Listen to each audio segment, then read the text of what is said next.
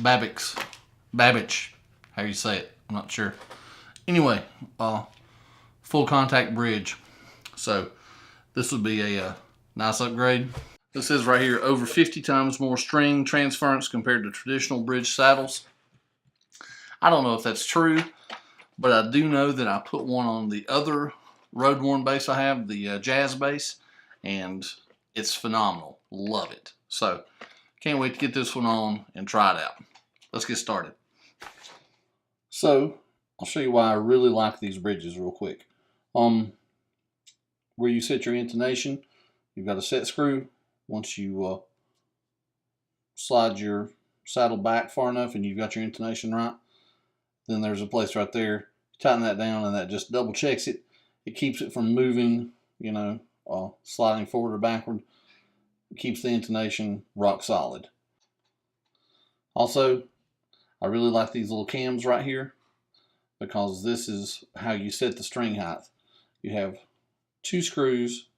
This is your lock, and this is what actually turns the cam up and down. So you unlock it, then you turn this one.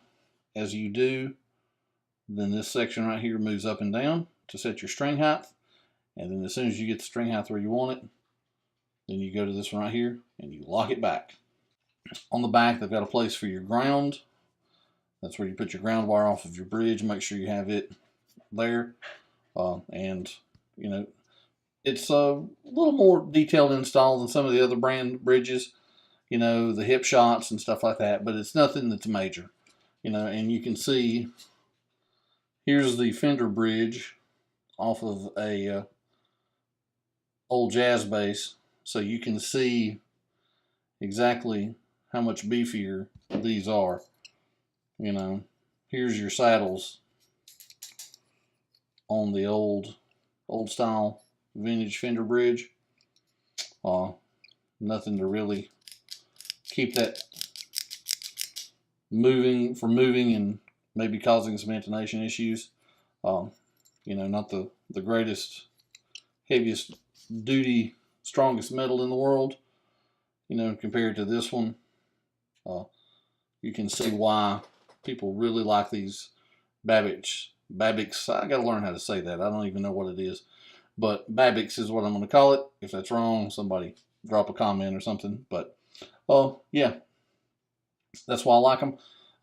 So let's get started putting this thing on. Here you see the hardware. Nothing spectacular. You got the screws to hold it down with, Allen wrench to adjust it, and the bridge. That's all you need. Here's our recipient. There's the old bridge that we're going to be getting rid of. First thing to do, let's lose the strings.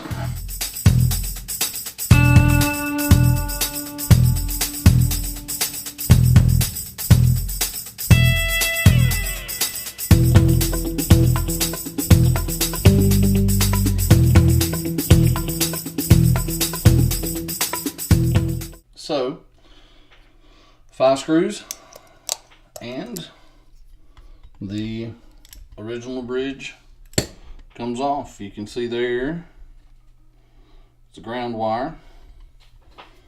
There's where somebody wrote on it, who knows. But now all we got to do is get ready to install the other one. Well, about the only downside to this bridge, you can't get to all the screw holes without taking these saddles off. So we'll take these loose. The main thing is, make sure you remember what order you took them off in. I suggest laying them down in order, 1, 2, 3, 4. That way you know exactly where they go back on there and there's no questions. So we'll do that next.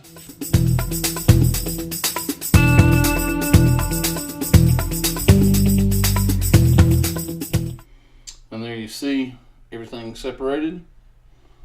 And you can see why I want to keep them separate, because the higher 2 strings, the D and the G string, have longer springs on them than the E and the A string do. So it's not brain surgery, you know. I mean, you can, even if you did mix them all up, it's not the end of the world. Pretty easy to figure out, but I figured why take the chance. So now let's bolt this thing down and start putting it back together.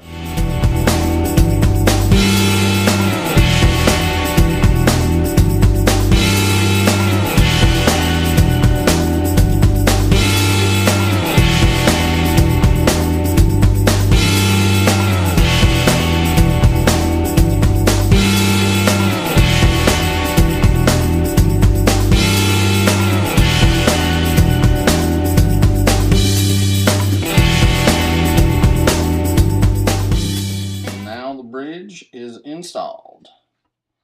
I went ahead put the little set screws in there. I don't have them tight yet. Won't tighten those down until I get the intonation where I want it. But yeah, that's what it looks like. So huge upgrade over the factory bridge that was on there. My only gripe is it's kind of shiny. I wish they made one that was nickel plated, a little darker color to match the rest of the distressed look of the bass, but hey, you know, I may grab some gravel and run over it or something, who knows. So, all right, let's get ready to put the strings on it and see what we got.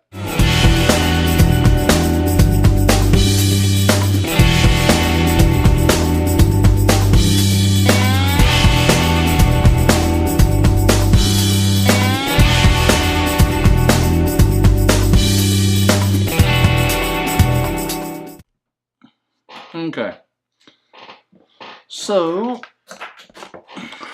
now get your tuner and tune it to pitch.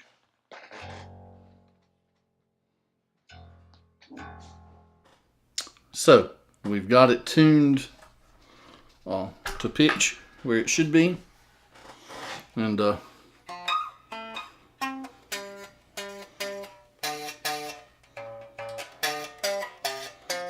so, you know, you always have to adjust the string height, and this one will be no different.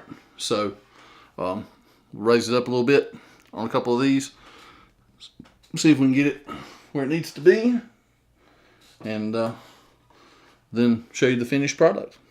Okay, the one on the left side of the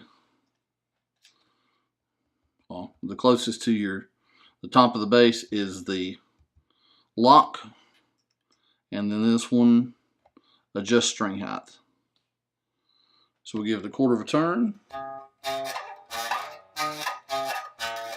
give it another quarter of a turn,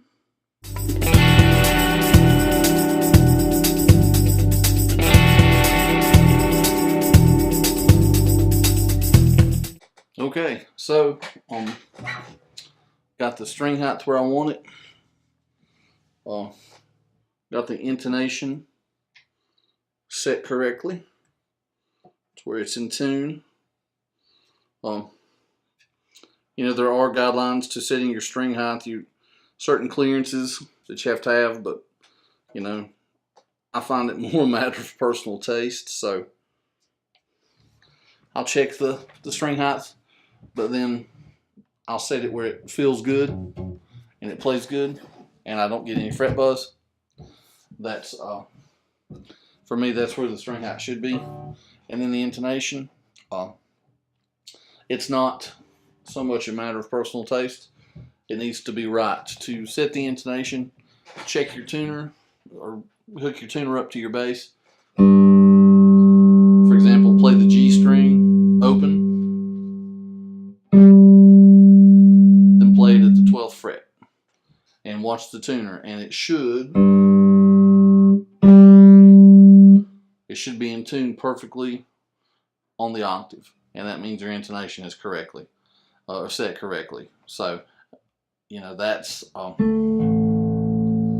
easy way to do it. If the intonation is out, how I remember which way to move the saddles, forward or backwards. If it's flat, you go forward.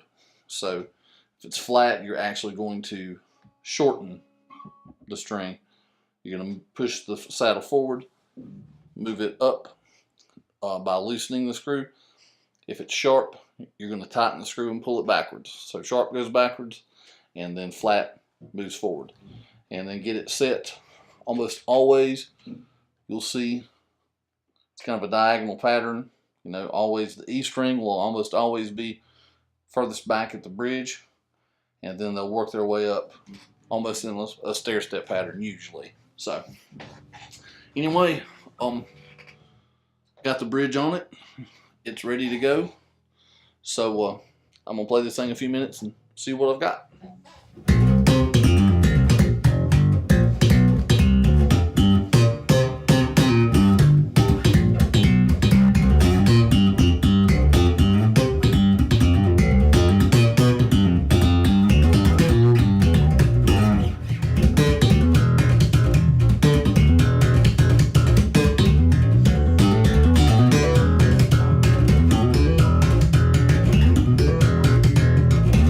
I've got to say, the Babicz, whatever you want to call it, however you say it, bridge did not disappoint. Of course, like I said, I knew it wouldn't. This is not the first one of these I've used. You know, I've got a couple of hip shots, the badass bridges, on 2 or 3 of my basses, and they work really, really good. Don't get me wrong. I think they're a great bridge, especially for the price point. But, you know, I do like this one maybe just a touch more, just sheerly for the adjustability. You know, the downside to this one, you don't have string spacing, so you can't adjust how wide your strings are. But for me personally, that's not a big deal. It feels exactly like what stock would have been, you know, the original bridge. It doesn't really play any different as far as the width of the strings. But with the ease of adjustability of how to heighten the strings to set your string height, plus to lock in your intonation like that, really these are a cool upgrade to any bass. And you know, they make them for all sorts of different styles. This is just the traditional, the 5-hole Fender that are on about all of the Fender basses that you'll ever run into. But anyway, thumbs up, loved it.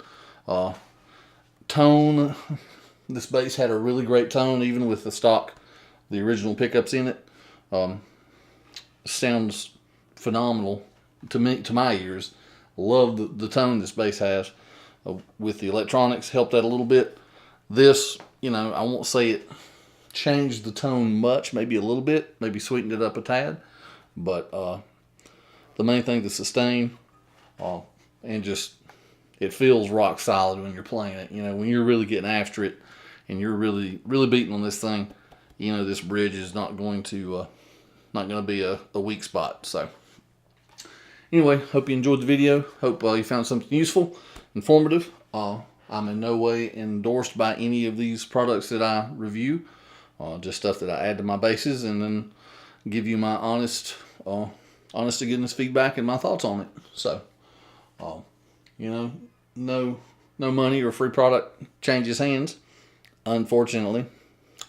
But if you were thinking about one and you were on the fence, maybe this video helped you make up your mind. So, hey, till next time, take care and stay tuned.